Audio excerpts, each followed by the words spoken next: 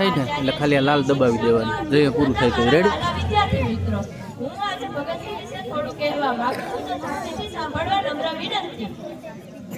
वो अड़ा रहा कि जिसने सपने इंकलाब के देखे थे, उस मुझ किताब के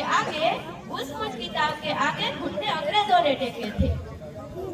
भारत नो वीरोनी भूमि कहेवाय छे, तेवा एक महान शहीद वीर થઈ ગયા જેમનું નામ હતું ભગતસિંહ।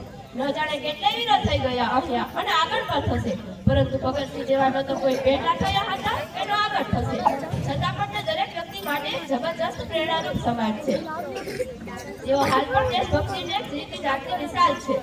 ભગતસિંહ કે જેમનું નામ લેતા જ આપણે અંદર એક પ્રકારનું જનૂન આવી જાય છે અને એક સાચા દેશભક્તની છબી આપણી સામે આવી જાય છે।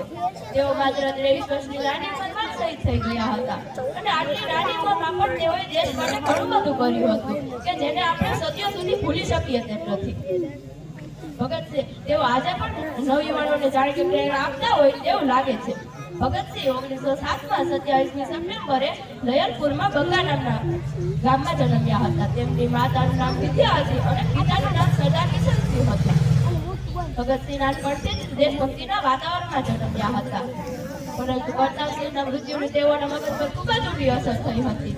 જેઓને તેઓ પોતાના આદર્શ માનતા હતા તેમને 19 વર્ષની ઉંમરે ફાંસી પર લટકાવી દીધા હતા।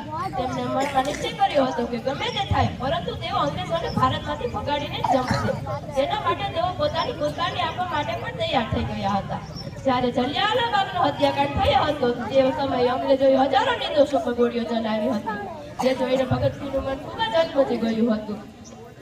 તે વખતે તેઓએ ત્યાં પાડેલા શહીદોના લોહીને અડીને અંગ્રેજોને ભગાડવાની કસમ લીધી હતી। તેમના આ સાહસમાં તેમના ભાગીદાર હતા સુખદેવ અને રાજગુરુ, જે તેમના મિત્રો હતા।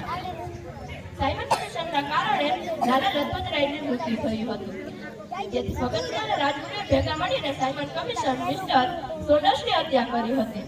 ત્યારબાદ તેઓએ અંગ્રેજો દ્વારા જાહેર કરેલ યુનિયન ડિસ્પ્યુટ બિલ અને પબ્લિક સેફ્ટી બિલનો વિરોધ કર્યો હતો અને બ્રિટિશ ગવર્નમેન્ટની એસેમ્બલીમાં બોમ્બ ફેંક્યો હતો, જેથી ભગતસિંહ અને તેમના મિત્રોની ધરપકડ કરવામાં આવી હતી। ત્યારબાદ 1929 8મી એપ્રિલે ભગતસિંહ, સુખદેવ, રાજગુરુ અને શિવારામને ફાંસી આપવામાં આવી હતી। ફક્ત 23 વર્ષની નાની ઉંમરમાં ભગતસિંહે દેશ માટે ઘણું બધું કર્યું હતું, તેથી તેમને શહીદ ભગતસિંહ કહેવામાં આવે છે। આજે પણ જો કોઈ નવયુવાન દેશમાં કઈ સાહસનું કામ કરે તો તેને ભગતસિંહ સાથે સરખાવવામાં આવે છે। ભારત એક મહાન દેશ છે કે જેમાં આવા શહીદ વીરો તે સમયમાં હતા અને અત્યારે પણ છે। પોતાની માતૃભૂમિની રક્ષા માટે આજે પણ બોર્ડર પર બેસીને તેની રક્ષા કરનાર યુવાનો છે કે જેઓ વિચારે છે કે અમને ચાહે ગમે તે થઈ જાય પણ મારા રાષ્ટ્ર પર આગ ન આવવી જોઈએ। તેથી તો ભારત સામે આંખ ઊંચી કરીને જોવાની કોઈની હિંમત નથી થતી। ભગતસિંહ જેવા શહીદ વીરોને કારણે આપણે આઝાદી મળી હતી અને આજે તેવા જવાનોને કારણે આપણો દેશ સુરક્ષિત છે અને આપણે શાંતિથી રહી શકીએ છીએ। ધન્ય છે આવા જવાનોને અને તેમની જનતાઓને પણ જેઓ આવા વીરોને જન્મ આપે છે। વધેરે ગયા કે કેટલાય પાણિયારા ત્યારે મળીતી આ આઝાદી। રખે તમે પણ માની ન